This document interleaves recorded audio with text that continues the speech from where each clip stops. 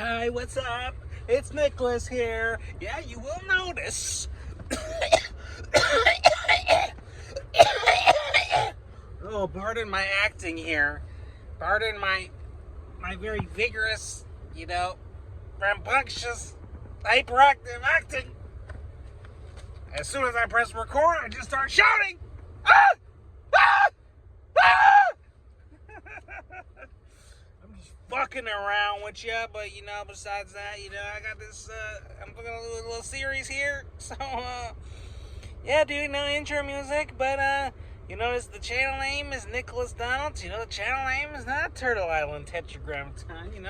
That's the handle, but I chose to switch it to my real name. So my next series here, I better open it up. Can I just quickly say about this? So it's like 7 pages, So the premise here is to actually, a couple various reasons I might want to choose to do this. Reason number one, look at these birds coming in for a landing, bitch. Shoo! What I'm saying is actually, 7 pages. Some of these stories are 7, 8, 10, 15. Oh, look at them birds coming in for a landing. Nah, dude, I'm saying, Gift of the Magi and other stories. Like, every time, oh, Henry, bitch. They're telling me, the Gift of the Magi, dude. The Gift of the Magi. No, have you read Gift of the Magi? Because, he's got 10 stories in here. That's why the first one I wanted to start with, this is what I'm going to read for today. It's called Transients in Arcadia. Not long, it's too long of a read. 8 pages. I already finished my coffee, which I'm upset. Because I wanted to be sipping on that while I read this. But it ain't gonna go like that. So, pretty much, I'm gonna... Yeah, a couple things. I sound like Morty, bro. I'm saying, I was gonna add this link into the description. If I find the video, I'll add the link to the page. I think I have it in a playlist somewhere, but it'll be tough to find it. But yeah, this bitch got me inspired to keep reading. There's a couple of variables, and I don't want to go to a real opening rant. Reading out loud, even a short story, a work of fiction. Okay, you get my honest reactions. That's the one thing. And that's what I liked about this bitch. No, I don't mean that. I don't mean to use... Oh, I better scratch that out, so just cut that,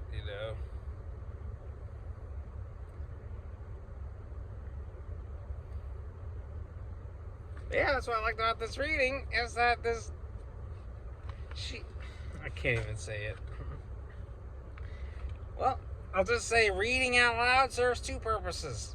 I hear it for the first time, and I get to perform it for the first time. It's almost like sight reading, when you're reading a book, it's like sight reading, and I would take that as how it is. But more than that, I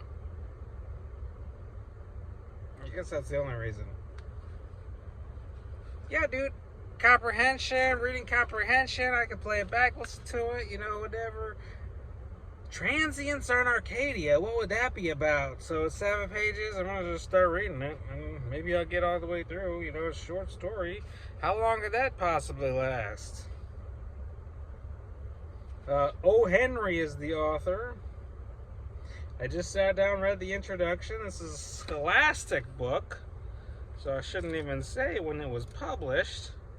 This was published in 2002.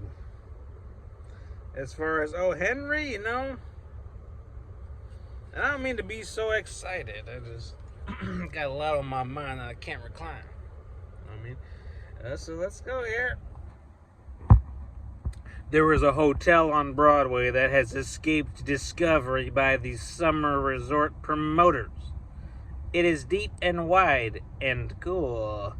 Its rooms are finished in dark oak of a low temperature, homemade breezes, and deep green shrubbery give it the delights without the inconveniences of the Adirondacks.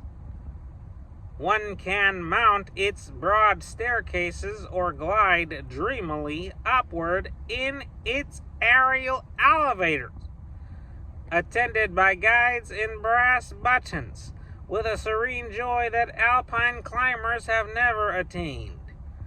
There is a chef in its kitchen who will prepare for you brook trout better than the White Mountains ever served. Seafood that would turn Old Point comfort.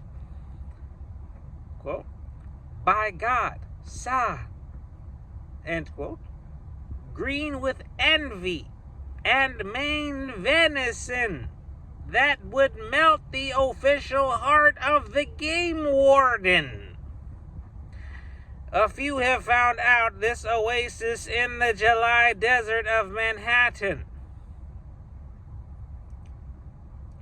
During that month, you will see the hotel's reduced array of guests scattered luxuriously. During that month, you will see the hotel's reduced array of guests scattered luxuriously about in the cool twilight of its lofty dining room, gazing at one another across the snowy waste of unoccupied tables, silently congratulatory. Superfluous, watchful, pneumatically moving waiters hover near, supplying every want before it's expressed. The temperature is perpetual in April. The ceiling is painted in watercolors to counterfeit a summer sky, across which delicate clouds drift and do not vanish as those of nature due to our regret. Gotta hold the page, man. Hold the page. The pleasing, distant roar of Broadway is transformed in the imagination of the happy guests to the noise of a waterfall filling the woods with its restful sound. At every strange footstep, the guests turn an anxious ear, fearful lest their retreat be discovered and invaded by the restless pleasure seekers who are forever hounding nature to her deepest lairs. Thus, in the depopulated caravansary, I can't say that word,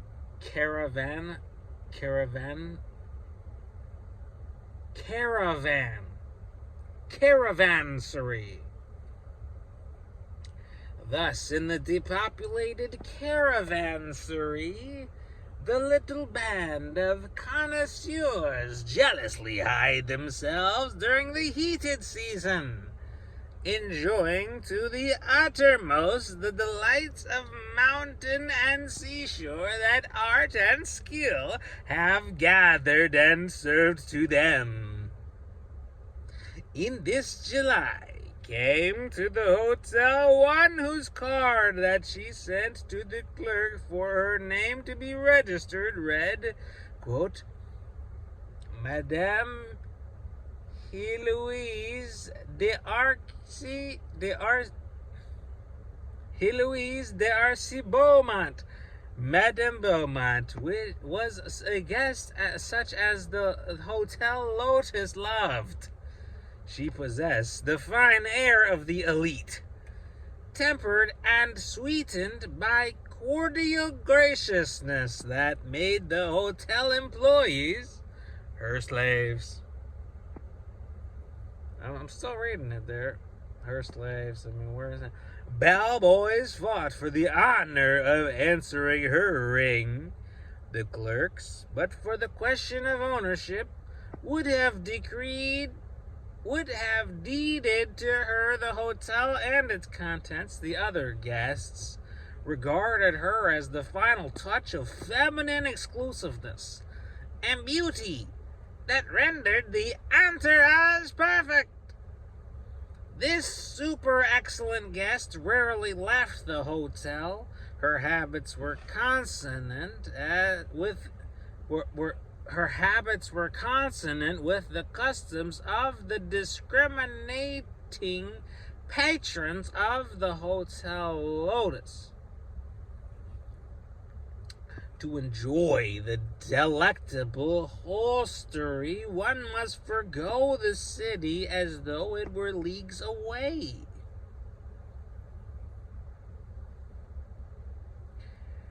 By night, a brief excursion to the nearby roofs is in order. But during the torrid day, one remains in the umbrageous... What is that word? But during the torrid day, one remains in the umbrageous fastnesses of the Lotus as a trout hangs poised in the pellucid sanctuaries of his favorite pool. Though alone in the Hotel Lotus, Madame Beaumont preserved the state of a queen whose loneliness was of position only. She breakfasted at 10, a cool, sweet, leisurely, delicate being who glowed softly in the dimness, like a jasmine flower in the dusk.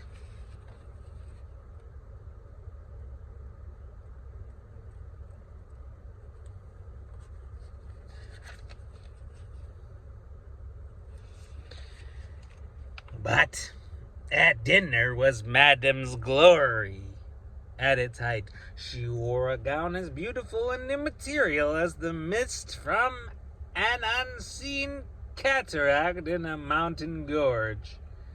The nomenclature of this gown is beyond the guess of the scribe. Always pale red roses reposed against its laced, garnished front. It was a gown that the head waiter viewed with respect and met at the door. You thought of Paris when you saw it, and maybe of mysterious countesses, and certainly of Versailles and Rapier and Mrs. Fisk and Rogue at Noir. There was an untraceable rumor in the Hotel Lotus that Madame was a cosmopolite, and that she was pulling with her slender white hand certain strings between the nations in favor of Russia. Being a citizeness of the world's smoothest roads, it was small wonder that she was quick to recognize in the refined purlieus of the Hotel Lotus the most desirable spot in America for restful sojourn during the heat of midsummer.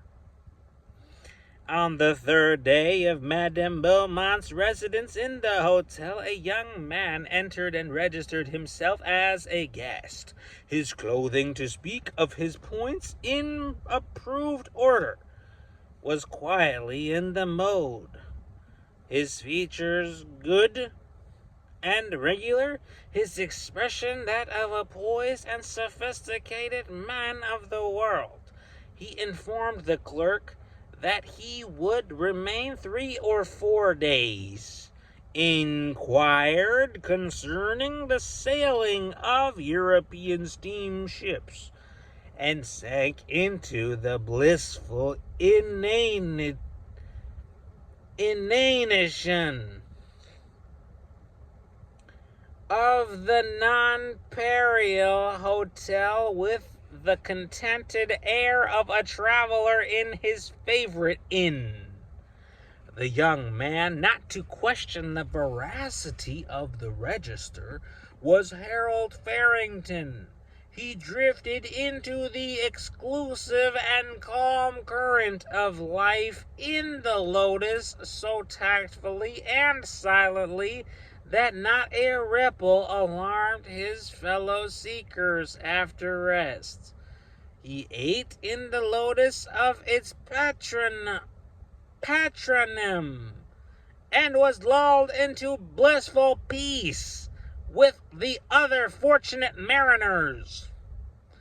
It says, in one day he acquired his table and his waiter, and the fear lest the panting chasers after repose that kept Broadway warm should pounce upon and destroy this contiguous but covert haven. After dinner on the next day, after the arrival of Harold Farrington, Madame Beaumont dropped her handkerchief in passing out. Mr. Farrington recovered and returned it without the effusiveness of a seeker after acquaintance. Perhaps there was a mystic freemasonry between the discriminating guests of the Lotus. Perhaps they were drawn one to another by the fact of their common good fortune in discovering the acme of summer resorts in a Broadway hotel. Words delicate in courtesy and tentative in departure from formality passed between the two, and as if in the expedient atmosphere of a real summer resort, an acquaintance grew, flowered and fructified on the spot, as does the mystic plant of the conjurer. For a few moments they stood on a balcony upon which the corridor ended, and tossed the feathery ball of conversation. Quote, one tires of the old resorts, end quote, said Madame Beaumont with a faint but sweet smile. Quote, what is the use to fly to the mountains or the seashore to escape noise and dust when the very people that make both follow us there, end quote. Quote, even on the ocean, end quote, remarked Farrington, sadly. Quote, the Philistines be upon you. The most exclusive steamers are getting to be scarcely more than ferry boats. Heaven help us when the summer resorter discovers that the Lotus is further away from Broadway than Thousand Islands or Mackinac, end quote. Quote, I hope our secret will be safe for a week anyhow, end quote, said Madame, with a sigh and a smile. Quote, I do not know where I would go if they should descend upon the dear Lotus. Quote, or it says, I know of but one place so delightful in summer, and that is the castle of Count Polinsky in the Ural Mountains, end quote. Quote, I hear that Baden and I hear that Baden and Cannes are almost deserted this season, end quote, said Farrington.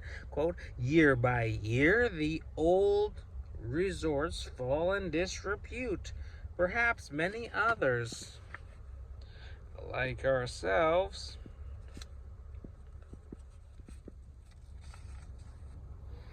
are seeking out the quiet nooks that are overlooked by the majority. Yeah, real conversation here. I don't have the voices really. Let me hold you up for a minute. I'm gonna keep going in a minute. See how long I got. Hell yeah, ain't much more. We're gonna get it. Let's get it, bitch.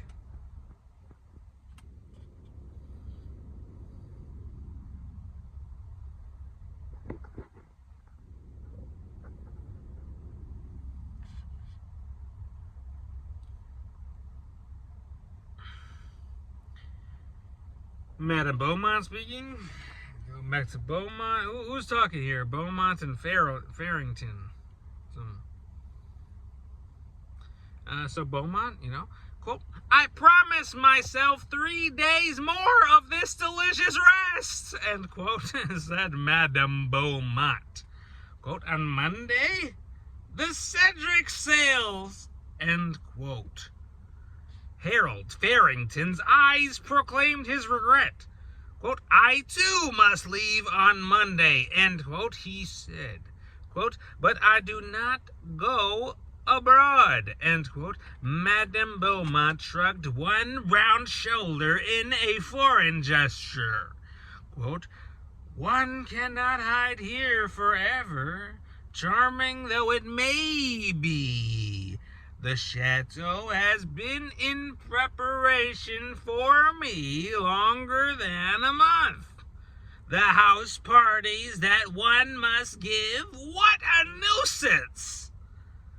But I shall never forget my week in the Hotel Lotus, end quote. Quote, nor shall I, end quote, said Farrington in a low voice. Quote, and I shall never forgive the Cedric, end quote. On Sunday evening, 3 days afterward, the two sat at a little table on the same balcony. A discreet waiter brought ices and... I can't keep it up, bro. This is such a funny line. I couldn't hold my laughter. I'm gonna try to read it again. I'm just shouting these, like, this is stupid as hell. It says, a discreet waiter brought ices and small glasses of Carlet. I can't even say it. It's claret. Small glasses of claret cup.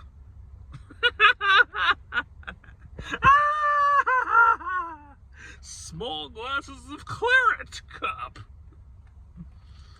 Madame Beaumont wore the same beautiful evening gown that she had worn each day at dinner. She seemed thoughtful.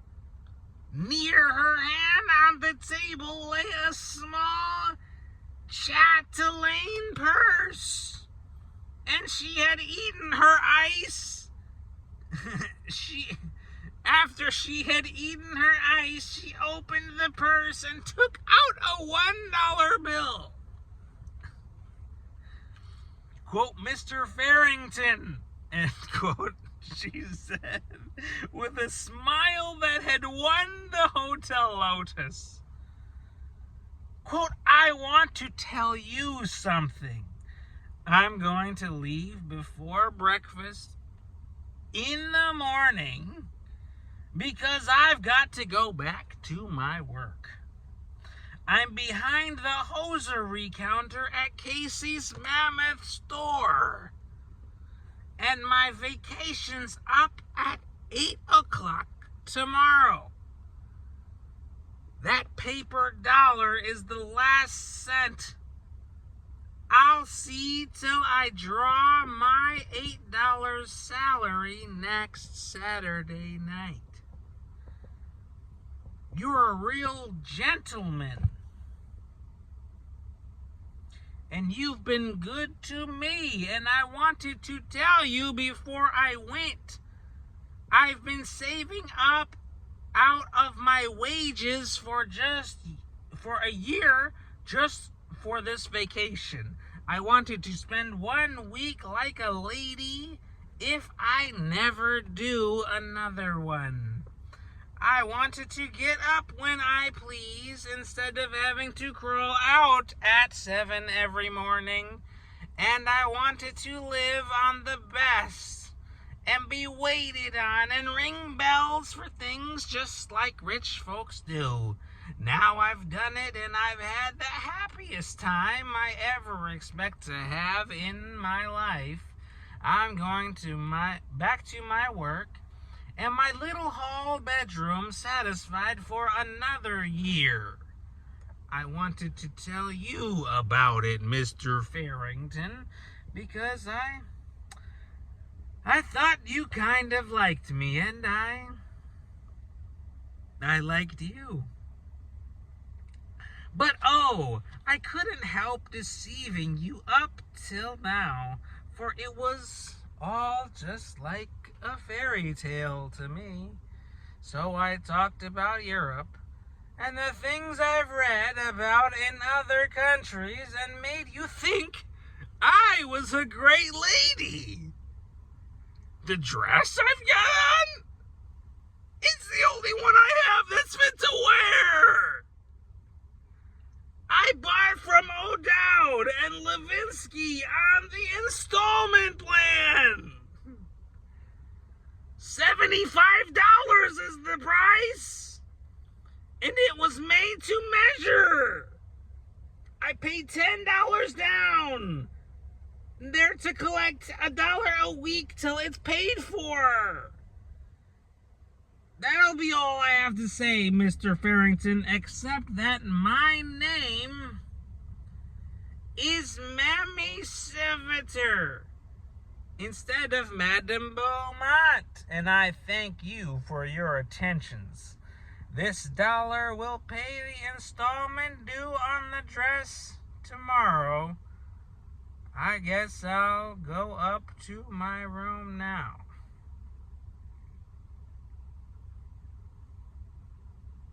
Harold Farrington listened to the recital of the Lotus's loveliest guest with an impassive countenance. When she had concluded, he drew a small book, like a checkbook, from his coat pocket. I got a burp, bro. Give me a second. Here we go. He wrote upon a blank form in this with a stub of pencil, tore out the leaf, tossed it over to his companion, and took up the paper $1.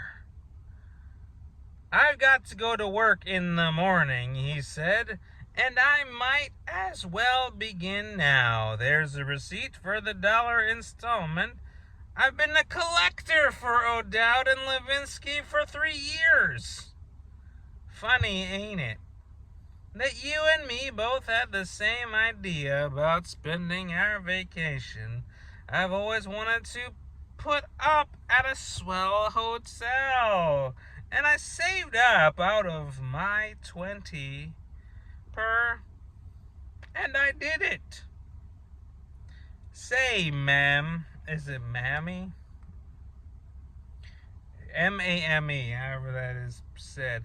Say, ma'am, mammy, mama. That's a weird word, because it's like, it sounds like someone saying like madre or mother.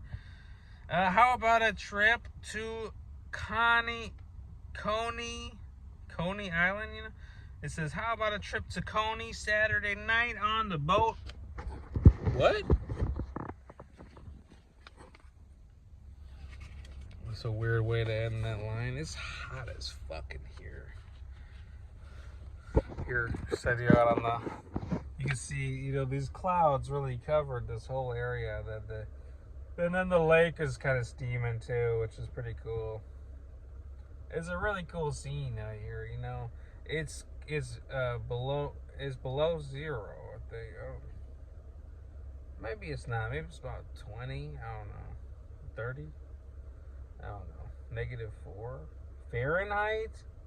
It's -4 Fahrenheit. Holy shit! This cold is out.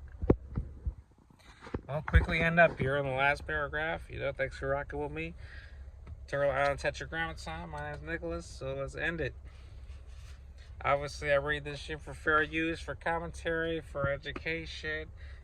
O. Henry, check the book title. O. Henry, buy the book. A lot of short stories in here, so we're almost done reading. What is this one? Arcadia, Tales of Arcadia? Dude, I forgot the title, man. I'm gonna admit. Transients in Arcadia. What does that mean? Transients. It means they just meet each other. Oh yeah, here's some transients on the shore down there. I see them fools. I see you fools. You out there fucking messing with the water? I guess that's cool. I'm not trying to diss you. Do whatever you want.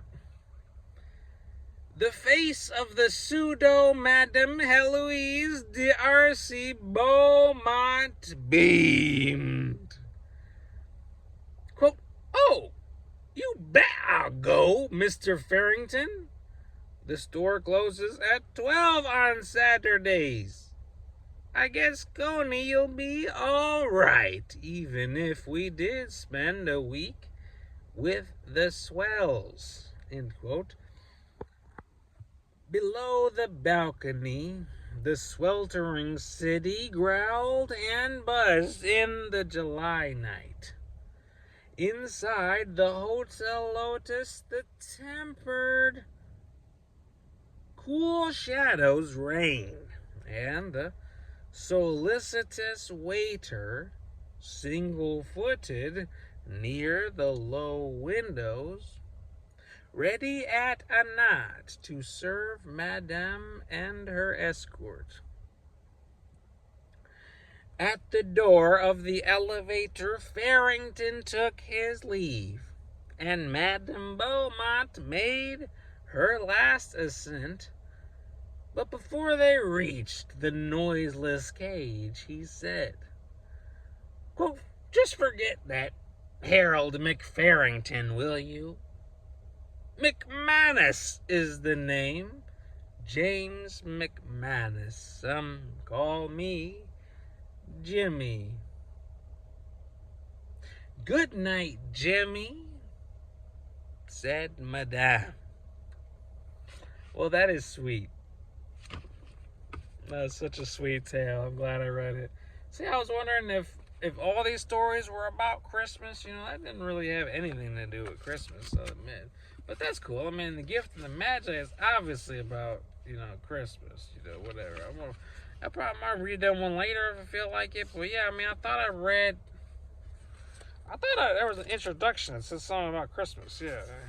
Here's the introduction. Did I just read this?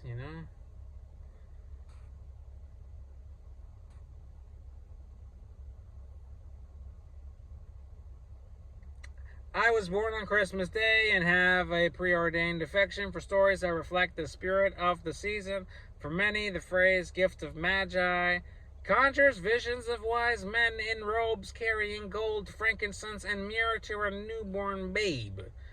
I make those associations too, but I also see a watch fob, a set of tortoise-shell combs, and the magnificent hair of a young bride named Della. I can't remember the first time I read Gift of the Magi. That experience has been blurred by the number of times I've enjoyed it since, but I have always remembered the first line of the story, $1.87.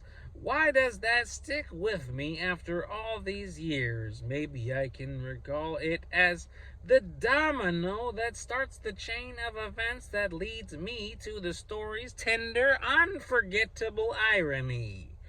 $1.87 is the pitiful, insufficient amount of money that Della possesses to buy a Christmas gift for James, her husband.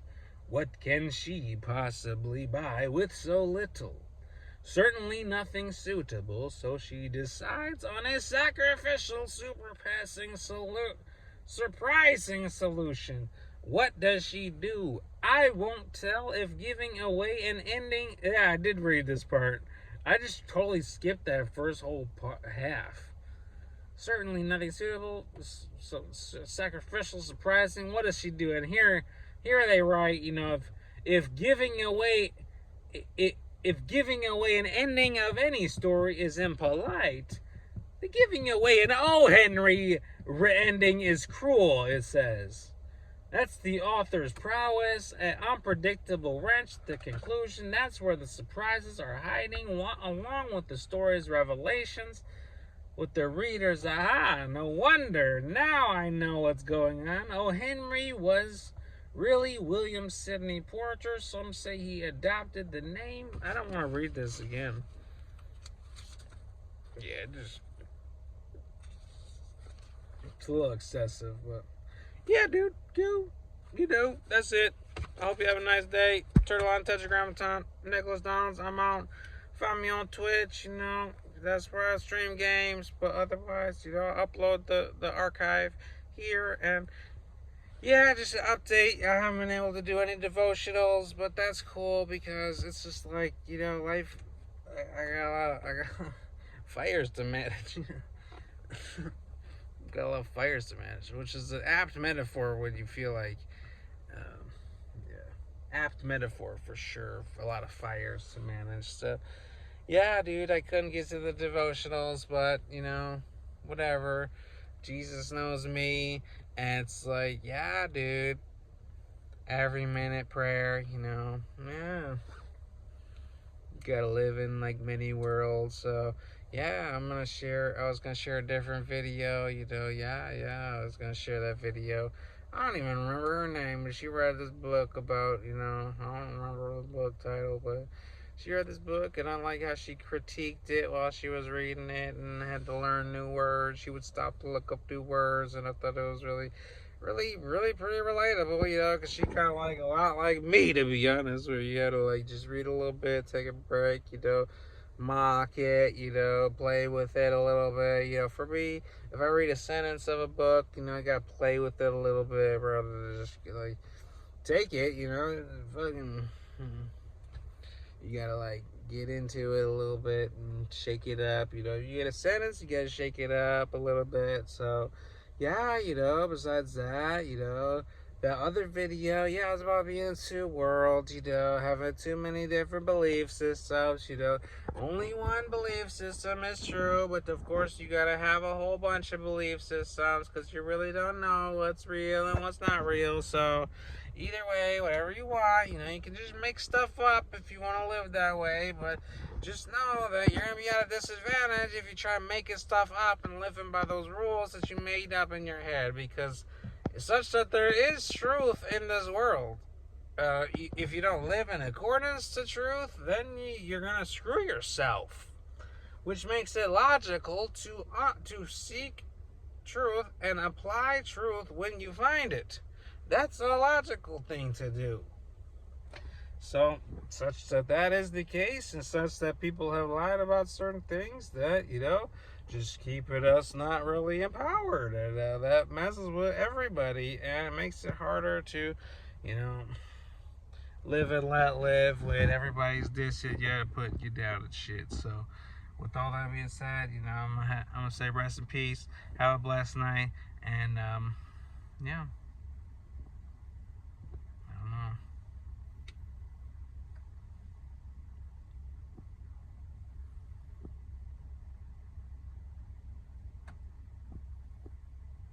Okay. There you go.